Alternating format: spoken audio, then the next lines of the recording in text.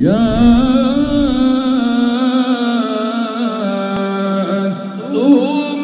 رسلهم بالبينات وبالزور وبالكتاب المنير.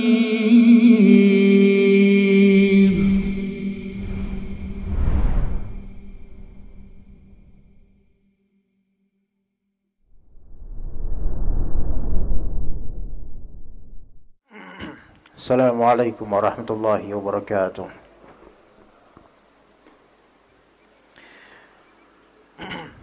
Innal hamdalillah nahmaduhu wa nasta'inuhu wa nastaghfiruh wa na'udzu billahi min shururi anfusina wa min sayyiati a'malina may yahdihillahu fala mudilla lahu wa may yudlil fala hadiya lahu. Asyhadu an la ilaha illallah wahdahu la syarika lahu wa asyhadu anna Muhammadan 'abduhu wa rasuluhu la nabiyya ba'dah. Allahumma 'allimna ma yanfa'una wanfa'na bima 'allamtana wa zidna bikaramika 'ilma ya rabbal alamin. Allahumma inna nas'aluka al-huda wat-tuqa wal-'afaf wal-ghina. Allahumma ij'al 'ulumana hujjatan lana la hujjatan 'alaina wa nas'aluka 'ilman nafi'a wa rizqan thayyiba wa 'amalan mutaqabbala. Allahumma ati anfusana taqwaha wa zakkiha anta khairu man zakkaha anta waliyuha wa maulaha. Allahumma inna na'udzubika min ilmin la yanfa' wa min qalbin la yakhsha' wa min nafsin la tashba' wa min da'watin la yustajabu laha. Fa inna asdaqal hadithi kitabullahi wa khairal hadi hadi Muhammadin sallallahu alaihi wasallam wa syarral umuri muhdatsatuha wa kullu muhdatsatin bid'ah wa kullu bid'atin dhalalah wa kullu dhalalatin finnar. Ikhwas sekalian, rahimani wa rahimakumullah. Dalam Sahih Muslim dan juga Sunan Abi Dawud rahimahumullah ada sebuah hadis ya, riwayat dari Hisham bin Hakim yang mana beliau wajada rajulan wa huwa ala hims, pernah melewati seseorang di Syam, daerah Syam, yushammisu nasan minan nabti fi ada'il jizyah. Orang ini sedang menjemur beberapa orang petani di terik matahari karena tidak membayar pajak. Jadi ada seseorang di Syam, entah dia penguasanya atau pemilik otoritas lah, sedang menjemur beberapa petani di terik matahari karena tidak membayar upeti. Ya, tidak membayar upeti. Taib. Kemudian Hisham bertanya kepadanya, "Ma hadza?" Ada apa dengan ini? Kenapa diperlakukan seperti ini? Maka Hisham kemudian menyampaikan, "Sami'tu Rasulullah sallallahu alaihi wasallam yaqul." Saya pernah mendengar Rasulullah SAW berkata, "Innallaha yu'adzibul ladzina yu'adzibuna an-nasa fid dunya." Innallaha yu'adzibul ladzina yu'adzibuna an-nasa fid dunya. Sesungguhnya Allah Ta'ala akan menyiksa orang-orang yang menyiksa orang lain di dunia. Ya. Jadi sesungguhnya Allah Ta'ala akan menyiksa orang yang menyiksa orang lain di dunia. Hadis ini sebenarnya umum, walaupun sebabnya khusus, yaitu penyiksaan berupa penjemuran di bawah terik matahari kepada petani-petani yang mungkin tidak bisa membayar upeti. Dari hadis ini kita mendapatkan faedah, yaitu ancaman bagi orang-orang yang menggunakan otoritasnya untuk berbuat zalim atau menyiksa manusia dengan segala bentuknya. Selama penyiksaan tersebut bighairil haqq, kata Syekh Abdul Aziz Ar-Rajihi, hadis ini dibawa ke pemahaman bahwasanya ancaman penyiksaan ini kalau misalnya orang tersebut menyiksa bighairil haq, tanpa hak menyiksanya. Adapun kalau misalnya menyiksanya karena ada hukum syar'i yang berlaku pada orang ini. Misalnya hukum had, hukum rajam karena berzina dan sudah menikah, atau hukum jald yaitu cambuk karena berzina namun belum menikah sebelumnya, atau karena minum khamar, atau hukum potong tangan. Ini menyiksa, tetapi ada hukum syar'i yang terbit untuknya. Atau misalnya memang ada hukum ta'zir namanya, hukuman yang memang berlaku dan layak untuk menyiksanya dengan syarat penyiksaan tersebut tidak berpotensi mematikan. Dengan syarat penyiksaan tersebut tidak berpotensi mematikan, dan juga yang kedua, penyiksaan tersebut setimpal dengan perbuatan orang yang dihukum.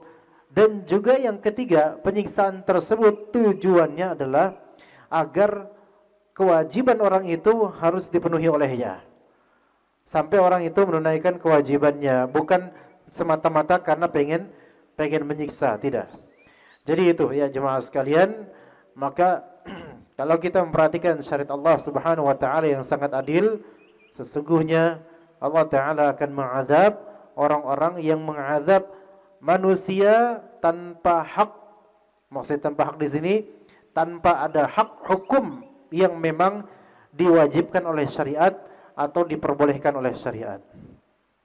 Kita melanjutkan ikhwah sekalian pembahasan di hadis pertama dari Al-Arba'in An-Nawawiyah yang dirangkum atau ditulis ulang oleh Al-Imam Al-Hafidh Ibn Rajab Al-Hanbali rahimahullah dan dijelaskan oleh beliau secara panjang di kitab Jami'ul Ulum wal Hikam.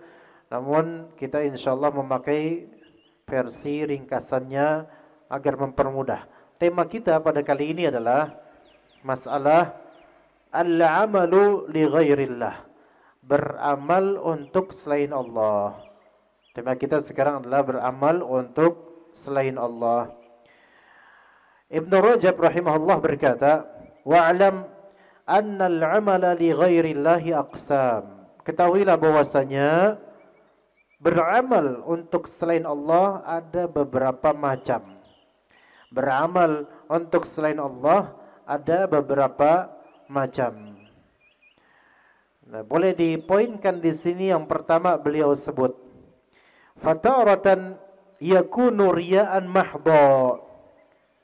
Kadang-kadang yang pertama ini amalan tersebut pure, murni riya.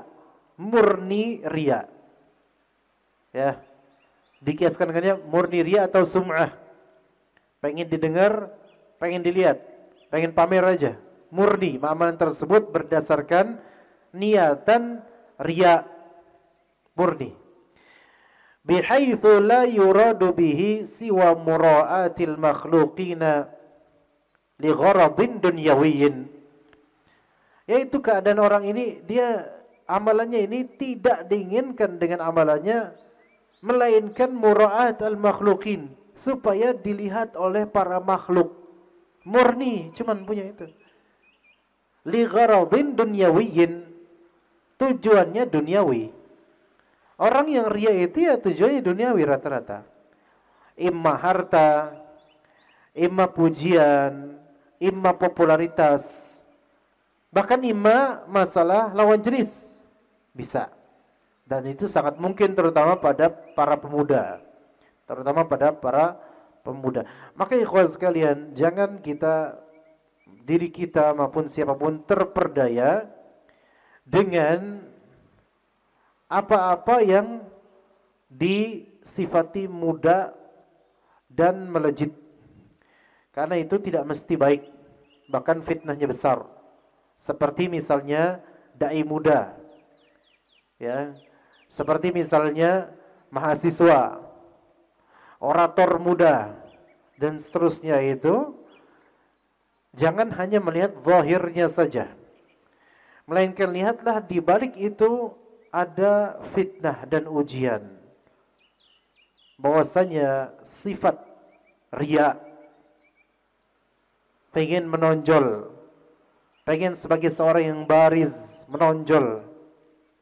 Itu biasanya ada pada para pemuda. Ya, mura'at al-makhluqin, pengen dilihat dan diakui oleh makhluk. Pengen dilihat dan diakui oleh makhluk, dan tujuannya, gharadnya duniawi, tujuannya duniawi. Duniawi itu enggak mesti sebagaimana saya bilang sebelumnya di pertemuan lampau, tidak mesti masalah duit. Kadang senang dianggap saja itu sudah termasuk tujuan duniawi. Senang dianggap artinya, saya populer di mata orang-orang ini. Itu saja, kalau tujuannya seperti itu sudah masuk tujuan duniawi. Dan itu sebagaimana dikatakan oleh Ibnu Rajab, kahalil munafiqina fi salatihim. Ini seperti kondisi dan keadaannya orang-orang munafik dalam salat-salat mereka. Keadaan orang munafik dalam salat mereka. Kata Nabi, kata Allah Subhanahu wa taala di surat An-Nisa ayat 142. Wa idza qamu ila salati qamu kusala yura'una an-nasa wa la yadhkuruna Allah illa qalila. Mereka orang-orang munafik, wa idza qamu ila salati qamu kusala. Kalau mereka bangkit untuk salat, ya mereka bangkit, tapi bangkitnya mereka dengan keadaan apa? Malas. Ini merupakan tanbih dan peringatan untuk kita, jemaah. Kalau misalnya kita bangkit berdiri untuk sholat dengan adanya kemalasan di kalbu, hati-hati. Boleh jadi kita sedang terjangkit virus kemunafikan dengan kadarnya. Semakin mager, semakin malas, nah ini yang harus diwaspadai. Namun juga kalau kita mendapatkan diri kita mujtahid, diri kita memiliki nasyat dan juga rajin, gigih, disiplin dalam sholat, jangan pula lekas terperdaya. Jangan pula lekas terperdaya dengan kegigihan diri kita. Murajaah dan melihat lagi bagaimana niatan kita untuk sholat. Karena betapa adanya orang yang semangat, betul-betul tampak bagi orang lain itu semangat dia. Tapi rupanya Allah Ta'ala mengetahui isi hatinya bahwasanya orang ini riya, mencari pujian, dan ingin menjadi orang yang nomor satu, dan disebut-sebut dan ditunjuk-tunjuk oleh jari telunjuk. Boleh jadi, maka hati-hati. Ada sedikit kisah.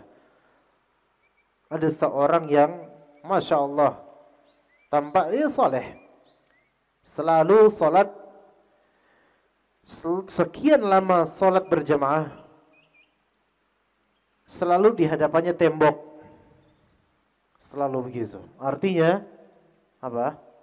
Selalu soft pertama, tidak pernah soft kedua, apalagi terakhir, nggak pernah masbuk. Ya, Masya Allah, mujtahid, rajin. Dan ini kita bukan mencela orang yang soft pertama, justru itu paling afdal, paling baik. Suatu ketika Allah takdirkan dia masbuk, terlambat, bukan masbuk, tetapi tidak dikatakan masbuk lewat rakaat, bukan, hanya saja qadarullah dia mendapat rakaat kesekian. Ketika dia sholat di rakaat kesekian dalam berjamaahnya, hatinya merasa nggak enak. Dan nggak enak apa? Apa kata orang, saya biasanya kan soft pertama, ini saya sekarang soft kesekian. Aduh, nanti orang-orang liatin gimana? Nanya nanti orang-orang, kok tumben soft kesekian, bukan soft pertama. Tiba-tiba ia terkaget dengan dirinya sendiri. Astagfirullahaladzim. Baru kemudian Allah tampakkan pada dirinya di momentum tersebut, selama ini saya tidak ikhlas. Ajib, ajib. Boleh jadi gitu. Ada kalanya kita itu gigih, namun kita terperdaya dengan kegigihan kita dan tidak murajaah, tidak mengulang kembali pelajaran tentang ikhlas. Sehingga terluput darinya penyakit-penyakit yang ada pada dirinya. Akhirnya kemudian bisa jadi Allah Ta'ala takdirkan suatu momentum yang mana kejadian tersebut bertabrakan dengan kebiasaan riaknya kita.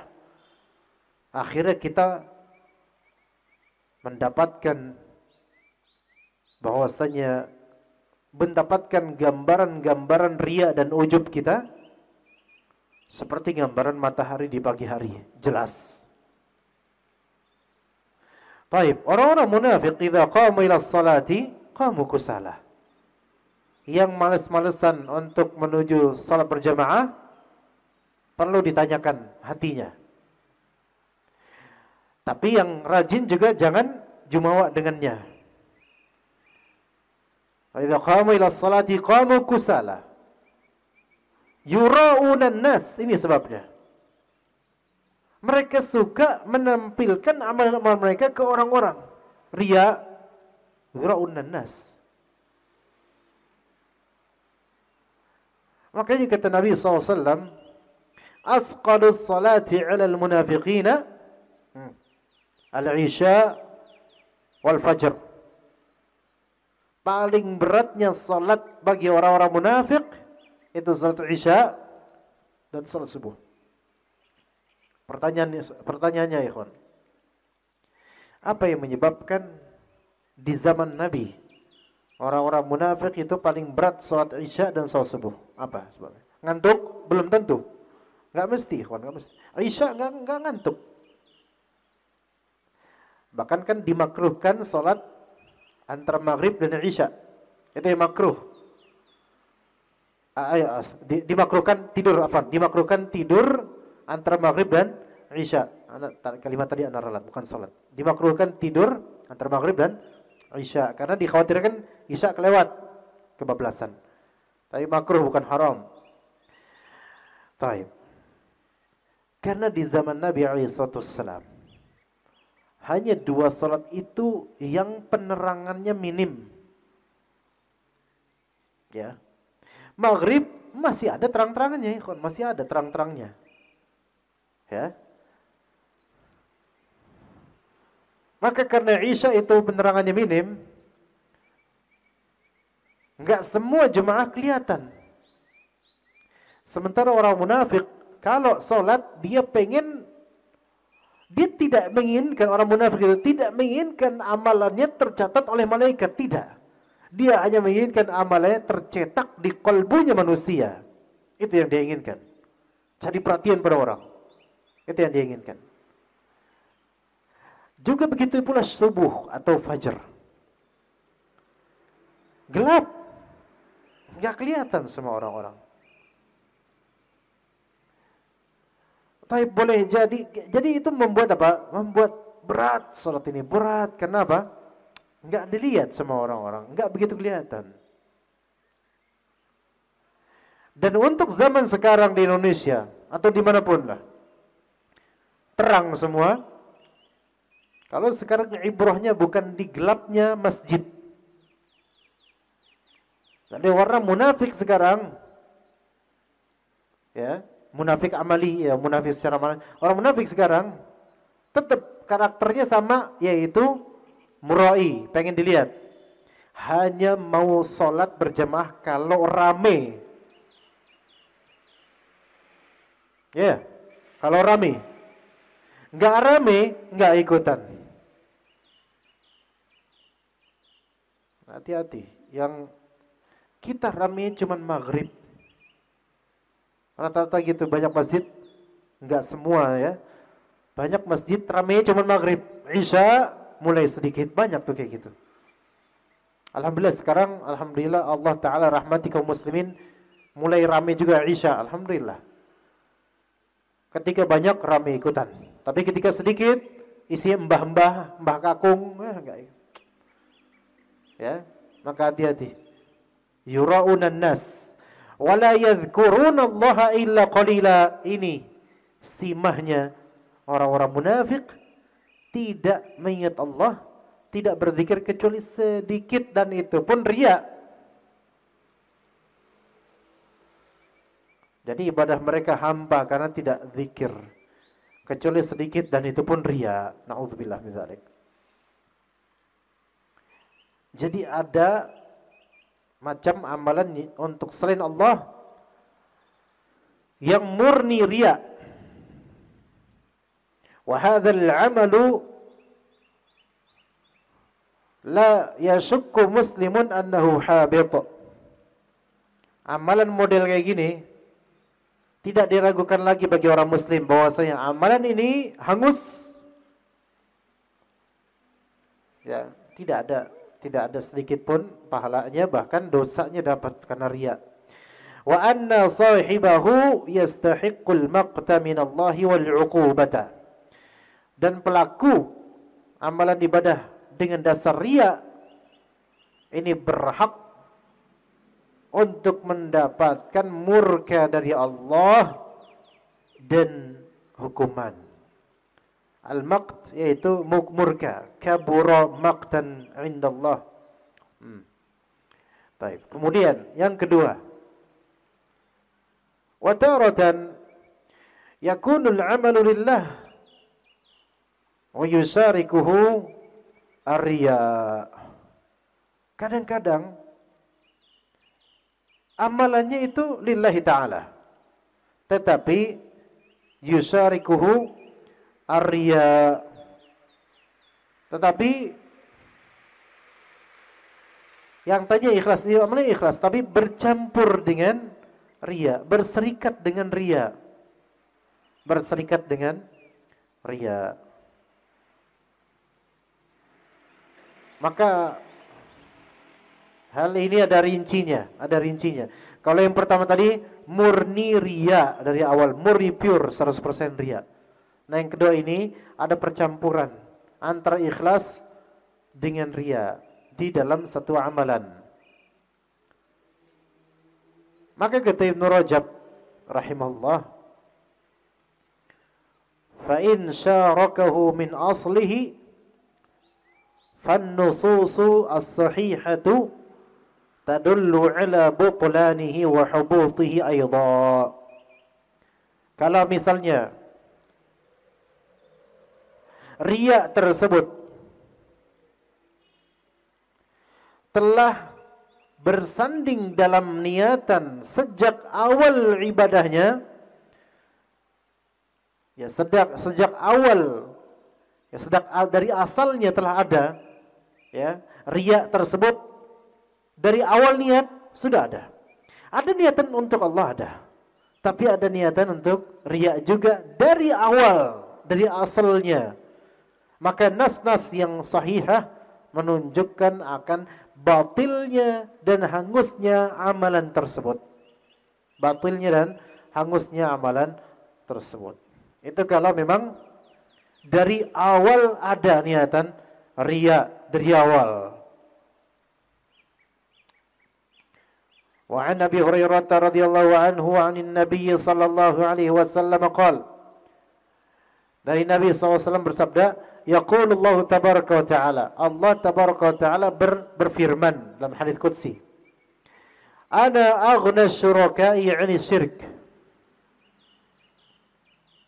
Aku, kata Allah Ta'ala, aku adalah yang betul-betul paling tidak berhajat, paling tidak membutuhkan terhadap para sekutu. Ya, tidak sama sekali aku, yaitu kata Allah Ta'ala yang maknanya sama sekali aku tidak sama sekali ada kebutuhan terhadap persekutuan itu. Ya, maksudnya Allah Subhanahu wa taala ghani, maha kaya. Dan secara mutlak tidak membutuhkan siapapun selainnya. Ana aghnas syuraka'i 'ani syirik. Tidak membutuhkannya, tidak menginginkannya, dan tidak merestuinya. Man 'amila 'amalan asyraka fihi ma'i ghairi taraktuhu wa syirkah. Barang siapa yang melakukan man 'amila amalan, suatu amalan, maka amalan ini dalam bahasa Arab namanya maf'ul mutlaq. Kemutlakannya menunjukkan walaupun satu amalan kecil bahkan. Siapa yang beramal amalan, suatu amalan walaupun kecil, yang mana kondisi beramalnya dia asyraka fihi ma'i ghairi, dia menyekutukanku dalam beramal dengan selainku. Jadi memblending antara lillah dengan li ghairillah. Memblending antara minta sama Allah dengan minta sama selain Allah. Memblending antara memohon kepada Allah dengan tawasul terhadap penghuni kubur. Syirik besar. Bisa kufur ini orang. Maka apa janji Allah terhadap orang seperti ini? Taraktuhu wa syirkah. Aku akan meninggalkan, maka pasti aku akan tinggalkan dua hal. Taraktuhu, yang pertama dia. Dia di sini siapa? Orang yang berbuat syirik ini. Allah tinggalkan dia.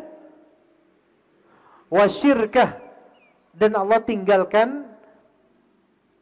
Di sini kalau diterima, aku tinggalkan dia dengan sekutunya itu. Enggak, kurang tepat terjemahannya. Aku tinggalkan dia dengan syirkah, yaitu syirik di sini perbuatan syiriknya, bukan sekutunya, bukan. Karena anak kasih contoh. Jadi yang Allah tinggalkan dua hal, yaitu pelakunya dan perbuatannya, bukan objek sekutunya, bukan. Ya, jadi syirik di sini maknanya fiilnya, bukan musyrik bih, bukan yang disekutukan, bukan. Karena contohnya begini, ikhwan. Orang-orang kafir dari kalangan Nasrani, mereka meminta kepada Jesus, yang itu bagi kita adalah siapa? Isa bin Maryam alaihissalam. Mereka berbuat syirik enggak? Jelas. Syirik besar. Karena meminta kepada selain Allah. Maka kalau direfleksikan dengan hadis ini, dengan hadis qudsi, aku maha kaya daripada persekutuan itu. Siapa yang melakukan amalan yang bersekutu, yang diniatkan dengan adanya sekutu padaku, selainku, dalam beramal tersebut, maka aku tinggalkan orang tersebut dan tinggalkan perbuatan syiriknya atau tinggalkan Nabi Isa-nya? Tinggalkan perbuatan syiriknya. Maka Allah meninggalkan orangnya dan Allah tidak mempedulikan perbuatan syiriknya. Artinya tidak diganjari pahala, bahkan akan diazab gara-gara itu. Artinya, satu, orang ini merugi. Dua, amalannya sia-sia. Orang ini merugi karena ditinggalkan oleh Allah. Tidak diurus oleh Allah Ta'ala dengan urusan yang ada bantuan, pertolongan, dan taufik di situ. Tidak. Makanya antum melihat orang-orang yang berbuat syirik, terutama syirik besar. Mereka hidupnya itu bergelimang dengan kekhawatiran, ketidakamanan, ketidaknyamanan, ketidaktentraman, kebingungan, dan ketergantungan terhadap selain Allah. Itu adalah akibat dari ditinggalkannya hamba ini oleh Robnya. Enggak diurus. Kasihan. Kasihan ya kawan. Di antara sebagian masyarakat kita, walaupun ya salat, tapi apa-apa kalau ada kehilangan barang, ke dukun. Anak sakit, ke dukun. Dirinya sakit, ke dukun. Gelisah, ke dukun. Ada orang kayak gini di masyarakat kita, beneran. Kenapa? Karena sudah terbiasa berbuat syirik, maka Allah tinggalkan dia dan perbuatannya. Silahkan kamu urus sendiri. Akhirnya bingung dia mau kemana. Karena sudah dikuasai syaitan untuk perbuatannya, akhirnya syaitan menghasut selalu menuju ke dukun.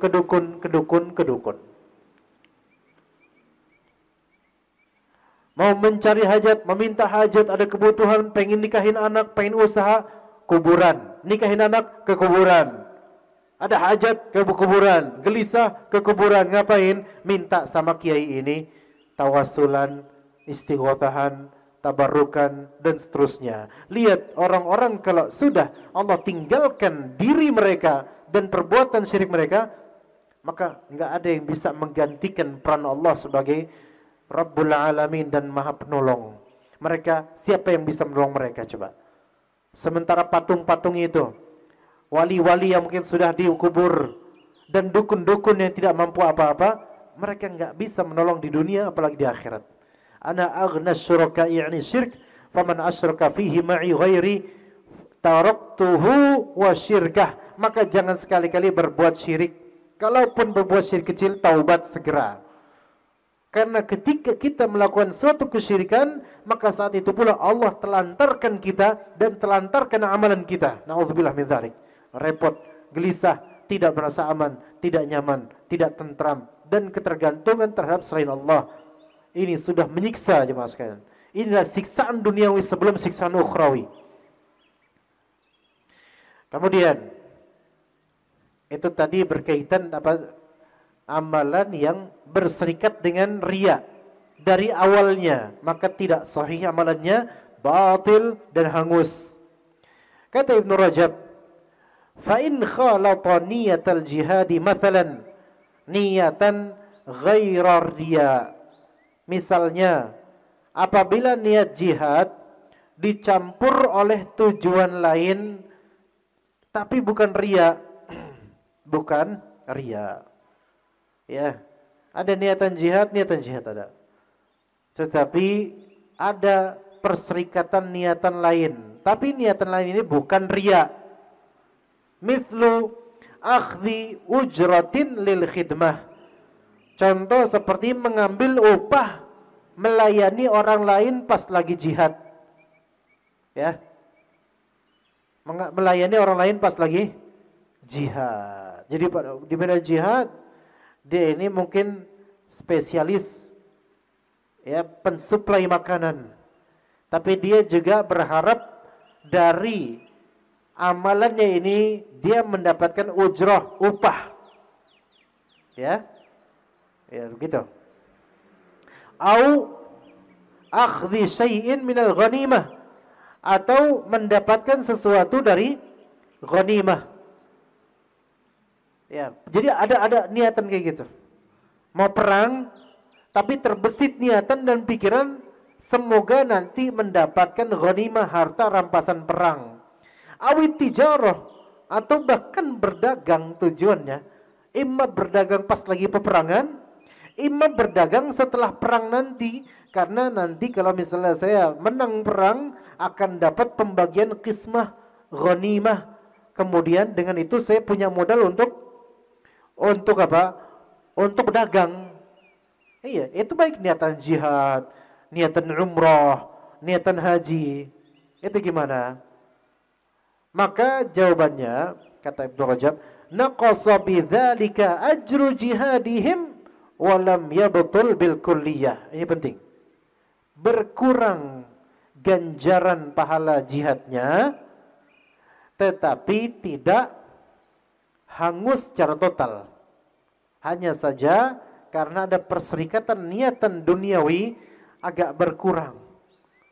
Dengan kadar niatan duniawi yang dia punya agak berkurang, tetapi tidak hangus.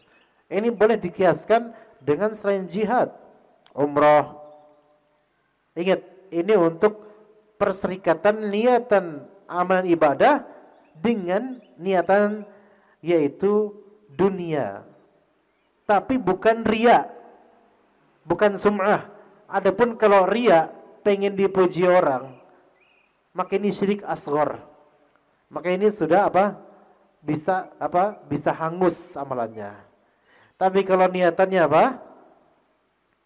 pengen dapat fulus, ya, dengan rincian dalam kitab Subulus Salam karya Imam As-San'ani rahimahullah, kalau misalnya 50-50 niatan ibadahnya iya, niatan nyari fulusnya iya, 50-50, maka wallahu alam amalan tersebut masih sah, tapi tentu pahalanya hanya setengah. Adapun kalau niatannya niatan untuk mendapatkan dunia, bukan riya, mendapatkan dunia. Dari awal niatan mendapatkan dunia, itu hanya sekelumit kecil, ya dia berkurang, pahalanya hanya sekelumit kecil itu. Nah, kemudian jikalau niatan untuk menggarap dunia dari amalan ibadahnya tersebut dominan, maka sebagian ulama berpendapat ini hukumnya hukum taghlib, hukum pendominasian. Ya, ini berarti apa? Dihukumi sama dengan orang yang full niatan duniawi. Maka siapapun yang niatan umrah bukan riya, tetapi dia pengen mensuplai atau nyetok barang. Faham maksudnya? Kan banyak ya. Maka dia timbang di sini. Dia umrah dari Indonesia nih, ada niatan pengen nyetok barang, entah parfum, entah bukhur, entah gelas Arab dan pakaian, jubah dan seterusnya. Naik pesawat, dominan niatannya pengen nyetok barang, ya sambil umrah lah, gitu kan? Ya, biasa kan sampai saya ke hotel gitu, nggak langsung dari pesawat ya biasanya. Tergantung dia turun di mana juga ya nanti. Ala kulli hal ke hotel dulu atau gimana, mungkin ke Madinah dulu atau gimana ya. Kan umroh kan nanti ujungnya ke Mekah. Maka sebelum dia di miqat Pak, miqat. Gimana cara Anda sebutin? Miqat, batasan tempat yang mana dia harus berihram di situ. Sebelum itu dia harus memperbaiki niatannya. Nah, ini caranya, ikhwan. Perbaiki niatannya, murnikan niatannya umrah, bismillah. Sebelum miqat, karena mulai dari situ. Mulai dari miqat, maka dia berihram, niatnya usahakan 100% untuk apa? Untuk umrah selama berihram. Untuk umrah selama berihram. Selesai kemudian tawaf, salat sunnah, kemudian apa? Sa'i, Safa Marwah, kemudian tahallul. Udah boleh enggak seperti ini? Khalas? Khalas. Fadhal, antum bebas. Fadhal. Iya. Ya.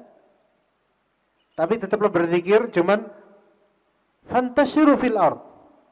Kayak habis salat Jumat, ya, tadi ini. Misalnya salat Jumat mau ngapain coba? Mau salat Jumat ya.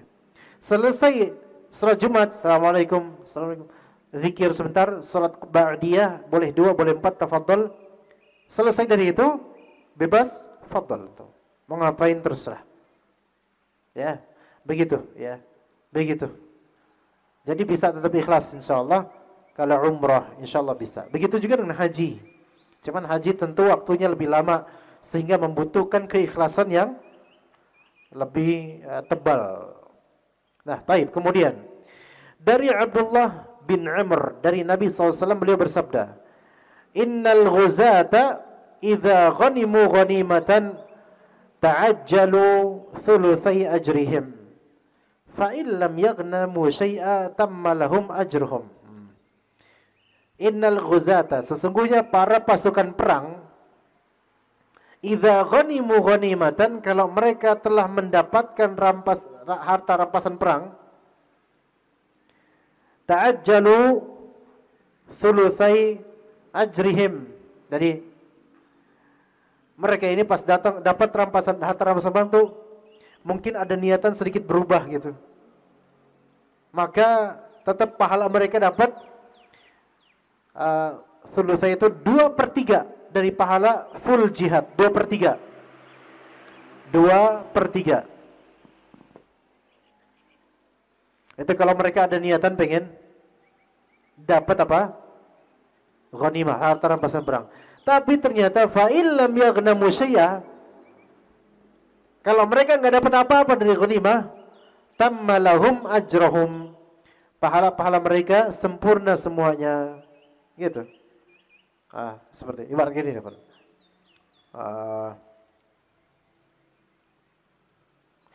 Pedagang di kajian. Nah, ini yang realistis saja ya di kita ya. Apalagi pandemi sudah berakhir, insya Allah mudah-mudahan. Pedagang di kajian. Anda tentu nggak mencela pedagang, Anda pedagang juga ya. Misalnya dia jalan dengan dagangannya ke kajian tabligh akbar dan dia sudah menyewa ruko atau tempat di pelataran masjid di tabligh akbar. Taib. Tanya apa tujuan dia? Kalau tujuannya secara dominan adalah nyari duit, maka dihukumi tujuan nyari duit, nggak tujuan untuk ilmu. Maka nggak ada pahala untuk ilmu. Tapi kalau ngeblending tujuannya, ya asli sih nuntut ilmu, tapi ya nggak apa-apa lah, sambil-sambil gitu kan. Dan terakhir niatan sambil nyari duitnya itu, ya paling 40% atau 25% lah. Dia sambil di rukonya dengerin ceramah sambil nyatet gitu. Ya siapa tahu ada yang beli gitu kan. Ada niatan gitu ada, boleh nggak masalah. Asal dagangnya jangan di dalam aula masjid. Ya, nyatet itu. Ada yang beli kemudian. Baik. Alhamdulillah. Misalnya. Tapi ganjarannya tidak sepenuh dengan ganjaran orang yang murni niat nuntut ilmu dengan ikhlas. Enggak sama.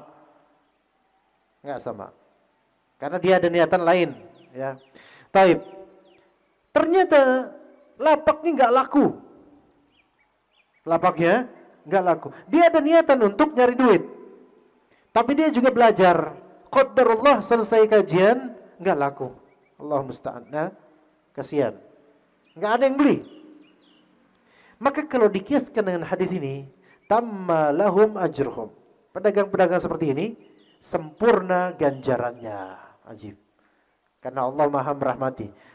Luas rahmat Allah Subhanahu wa taala. Ini azan atau apa, ikhwan?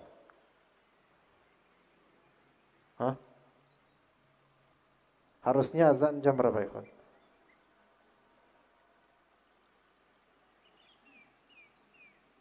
Satu menit lagi. Ya, jadi seperti itu ya, kok ya.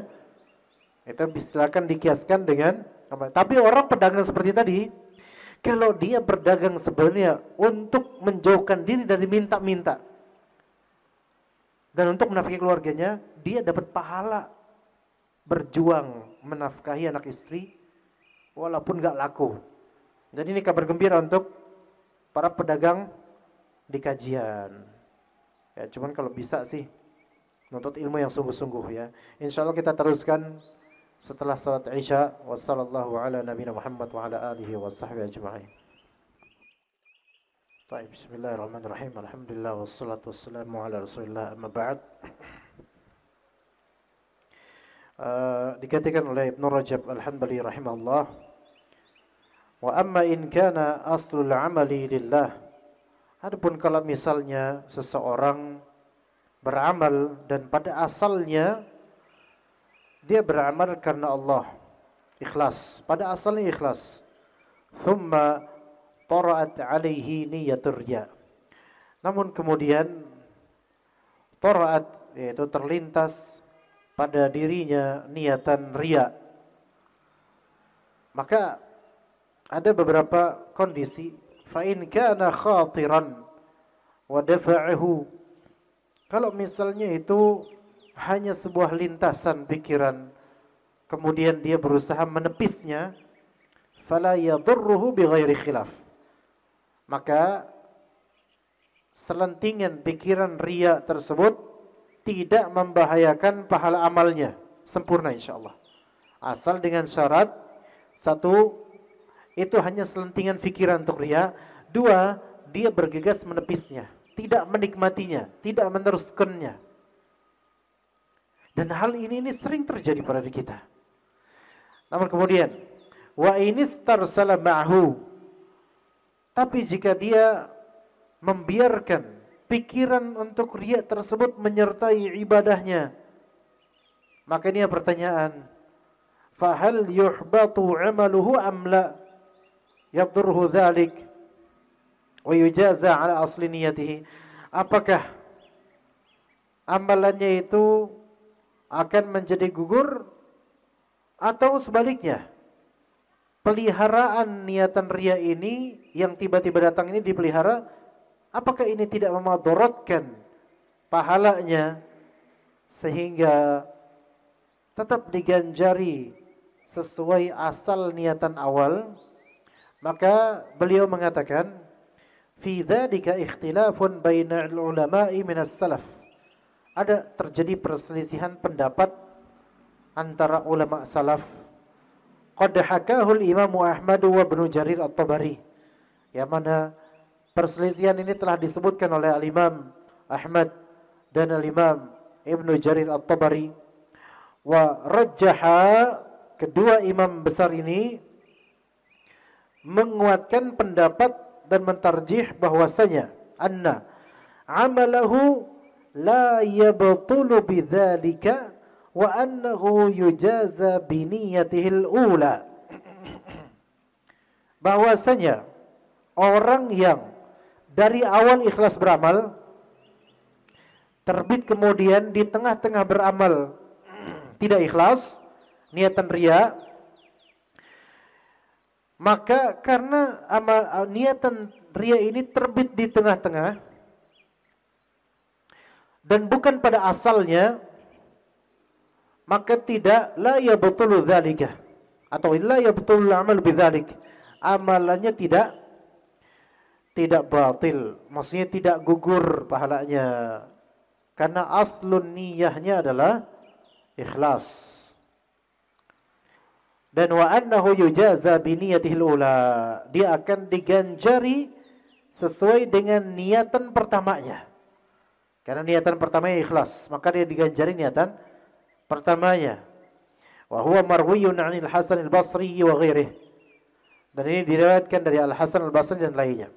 Wa dzakara Ibnu Jarir, yaitu Ibnu Jarir At-Tabari menyebutkan anna hadzal ikhtilafa, perselisihan mengenai hal ini, innama huwa fi amalin yartabitu akhiruhu bi awwalih, itu perselisihan ini perihal amalan yang saling berkesinambungan dari awal hingga akhirnya,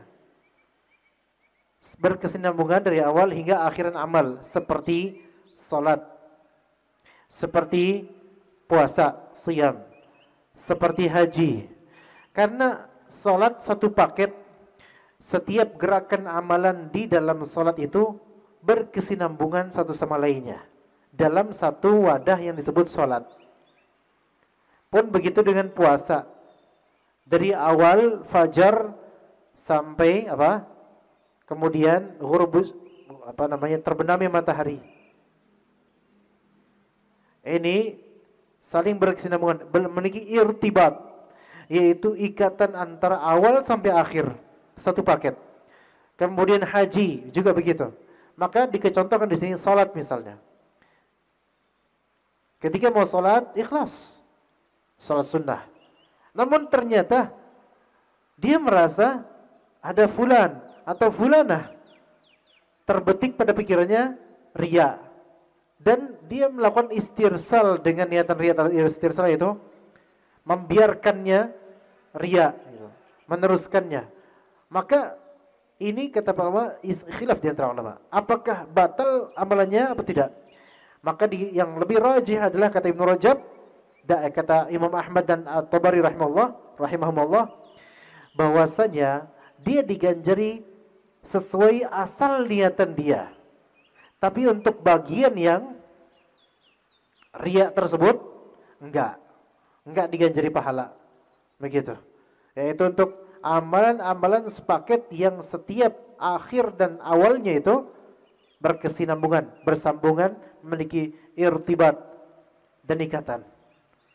Fa amma ma la irtibata fihi. Adapun amalan yang tidak saling memiliki kaitan ikatan, bisa diputus-putus. Ya, ini bedanya nih. Bisa diputus-putus. Contoh apa? Kal qiraah. Seperti membaca. Bisa putus enggak? Sah enggak kalau kita baca berhenti sejenak? Sah? Sah.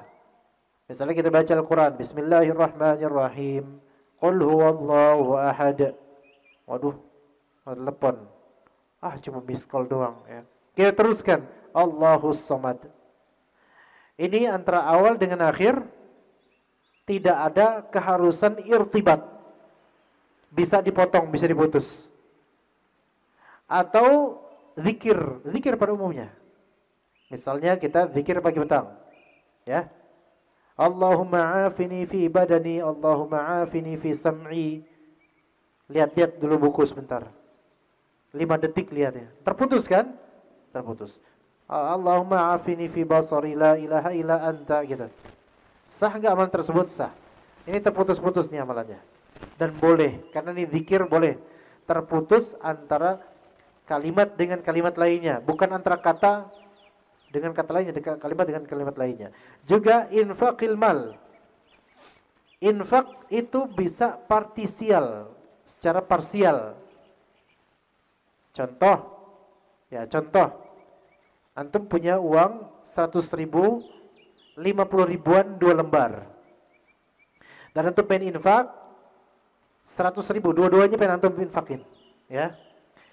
Maka kotak amal ini qadarullah hanya muat 1 lembar untuk masuk. 1 lembar nih ikhlas. Masuk. 1 lembarnya antum begini lagi, masukin time. Antara lembar pertama nih dengan lembar berikutnya jeda waktu 10 detik. Sah enggak? Ya sah, enggak masalah. Karena ini termasuk amalan yang tidak ada irtibat antara awal dan akhirnya. Antum dibebaskan untuk masalah waktu dan masalah tarohinya, atau tarohi apa tidak berkesinambungannya, ya bebas, ya masukin 50 ribu dulu, terus berusaha jaga ikhlas jangan sampai ada yang lihat 5 detik, ya masukin yang kedua, sah. Ini amalan yang tidak ada irtibat antara awal dan akhir. Kemudian wa nasril ilm, menyebarkan ilmu. Ini termasuk amalan yang awal dan akhirnya itu tidak mesti berkaitan dan berkesinambungan, dan kadang bisa ada jeda. Kayak tadi, kajian berjeda, bisa. Bahkan antar kalimat. Iya. Contoh Anda pernah ikhwan di Sofrain Plaza dekat sini, Cilandak ya. Kajian, tiba-tiba ibu Ana telepon. An lagi mensyarah gitu tentang suatu hal, ibu Ana telepon. Dan Ana itu kalau udah orang tua telepon harus angkat. Mau di forum apapun, kecuali lagi sholat. Kecuali bukan sholat sunnah ya, kalau sholat sunnah bisa Anda batalkan. Anda angkat. Terus selesai 2 menit gitu. Dan lanjutkan kajian. Ini nasrul ilm, menyebarkan ilmu bisa terpotong. Bahkan antar kalimat bisa. Ya. Ini yang disebut amalan-amalan yang tidak ada irtibat antara awal dan akhir, tidak harus satu paket. Maka kata Ibnu Rajab rahimahullah, fa innahu yanqati'u bi niyatir riya'i tari'ati 'alaihi wa yahtaju ila tajdidi niyatin. Maka sesungguhnya amalan tersebut terpotong dengan niatan riya yang muncul pada di momentum itu dan memerlukan pembaharuan niat. Ada jadi contoh. Tadi infak di tromol kotak infak kita punya 100 ribu, 50 ribuan 2 helai. Aduh, cuman 1 doang nih muatnya. 50 ribu pertama. Terus ikhlas. Mau kita kemudian mau lipat 50.000 kedua, ternyata ada fulan yang mungkin membuat kita caper padanya misalnya. Wah, maka dikatakan oleh beliau, yang seperti ini hati-hati. Kalau misalnya niatan riya yang muncul, amalan tadi selesai, amalan yang tadi selesai. Yang 50.000 pertama itu insya Allah selesai, dah ikhlas lillahi ta'ala. Enggak ada iskal, enggak ada muskilah dengan itu. Amalan yang kedua nih, karena parsial dia, maka harus memerlukan apa? Tajdidun niyah, pembaharuan niat, mengikhlaskan kembali niat dan berusaha mengalihkan daripada riya. Terus gitu. Ya begitu. Adapun kalau misal tetap dia riya, sengaja kemudian dia sengaja cari perhatian dan melama-lamain masuk, belaga enggak masuk ya, riya. Maka amalan yang kedua ini, sedekah yang versi kedua ini enggak sah. Namun sedekah yang versi pertama tadi, yang 50.000 pertama sah. Begitu seterusnya untuk masalah-masalah ibadah-ibadah yang terputus, tidak wajib awal dan akhirnya saling nyambung. Beda sama sholat, ikhwan. Sholat, sujud, antum istirahat dulu, minum dulu, ya batal amalannya. Puasa, aduh udah zuhur nih, anak istirahat dulu dari puasa, minum dulu, ya batal. Nah, ini namanya amalan yang memiliki irtibat dari awal sampai akhir. Fa amma idza amila amalan khalisan lillah, kalau misalnya dia beramal suatu amalan ikhlas untuk Allah, thumma alqallahu lahu thana'al hasan fi qulubil mu'minina bidzalik, kemudian Allah taala memberikan kepadanya pujian yang baik, image yang baik di kalbu-kalbu kaum mukminin dengan sebab amalan tersebut. Kemudian orang ini karena dapat pujian, fa fariha bi fadlillahi wa rahmatih, dia terus senang dengan fadl dari Allah, keutamaan dari Allah dan rahmatnya, wastabsyara bidzalik, dia merasa senang. Istibsyar itu merasa apa? Senang gitu loh, gembira. Lam yadurruhu dzalik, maka tidak memberi mudarat, tidak masalah. Ini yang kata Nabi sallallahu alaihi wasallam tentang seorang pria yang dia melakukan satu amal dari kebaikan, kemudian orang-orang memujinya, Masya Allah, antum bakhir, antum ajib, Masya Allah. Maka dia, kata Rasulullah SAW, dan orang itu senang gitu loh. Maka kata Rasulullah apa? Tilka ajilu busyral mu'min. Itu adalah kabar gembira yang disegerakan bagi orang mukmin. Selama yang dipuji ini tidak langsung jadi ujub. Dan tidak mencari-cari kemudian pujian lainnya. Udah, selesai sampai situ aja. Begitu, itu tidak masalah, ikhwan. Kalau misalnya ada yang memuji sedekah antum, ada yang memuji pakaian antum, ada yang memuji kedermawanan dan seterusnya, maka itu tilka ajil busyral mu'min, selama antum tidak mencari-cari berikutnya. Ya, adapun kalau misalnya murai, orang yang ria, dia makin mencari pujian orang. Dengan pujian itu dia mencari pujian orang. Dan itu bukanlah kabar gembira buat dia, melainkan fitnah buat dia. Hati-hati. Ya, tadi ada dengar kajiannya Syekh Saleh Al-Suhaimi, Saleh As-Suhaimi hafizallah, salah satu ulama Madinah. Dalam kajian judulnya Sifatud Da'iyah. Ya. Suatu ketika kata beliau ada seorang qari membaca Al-Qur'an dengan bacaan yang Masya Allah. Tapi ada seorang jemaah yang mendengar, dia merasa bukan suudzon, tapi dia merasa ini orang ini riya, ini orang ini. Ini qari ini riya ini. Ya, cuman dia nggak mau mengatakan anta riya, anta murai, antum riya, nggak mau bilang gitu. Maka jemaah satu orang ini yang menyangka dengan kuat bahwa saya qari ini riya, dia kemudian berusaha membongkar riyanya orang ini. Membongkar riyanya qari ini. Akhirnya diuji sama si jemaah ini. Masya Allah, dipuji betul-betul sebagai ujian buat jemaah, buat qari ini. Masya Allah ya Syekh, qiraah antum, Masya Allah, ana betul-betul merasakan qiraah antum gini, dipuji-puji gitu, sampai sumringah qorinya. Dan apa kata qorinya? Wa ma'adzalik fa'lam inni sha'im. Ngerti gak? Yang ngerti bahasa Arab pasti tahu kan. Habis dipuji-puji gitu, sumringah itu qorinya makin meninggi, membumbung ke angkasa. Keluar kemudian sifat riaknya dan sifat pamernya. Tahu nggak, bro? Udah gitu, aneh tadi baca Al-Quran, aneh itu sekarang lagi puasa, tahu? Gitu. Ngerti? Orang yang terbiasa riak, dia akan menelanjangi dirinya dengan riak. Dan pasti ada hamba Allah yang Allah terbitkan di kalbu mereka perasaan bahwasanya hamba ini riak. Jadi jangan terperdaya dengan banyaknya hadirin, jangan terperdaya dengan dekatnya pada orang-orang, jangan terperdaya dengan pujian-pujian orang, apalagi di luar kebenaran dan hakikat kita. Wabil jumlah dan globalnya,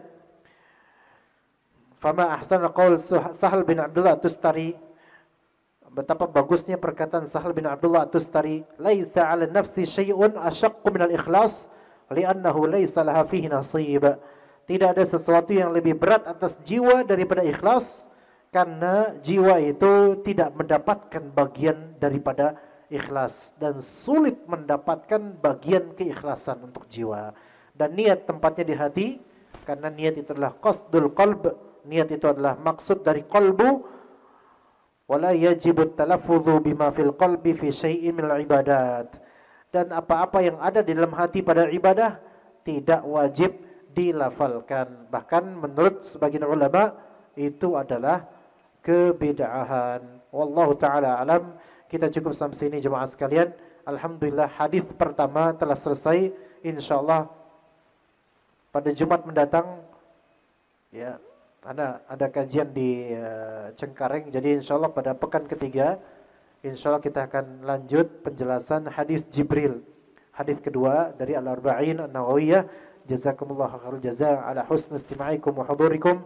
Wa sallallahu ala nabiyyina Muhammad wa ala alihi wa sahbihi ajma'in. Subhanakallahumma bihamdika asyhadu an la ilaha illa anta astaghfiruka wa atubu ilaik. Assalamualaikum warahmatullahi wabarakatuh.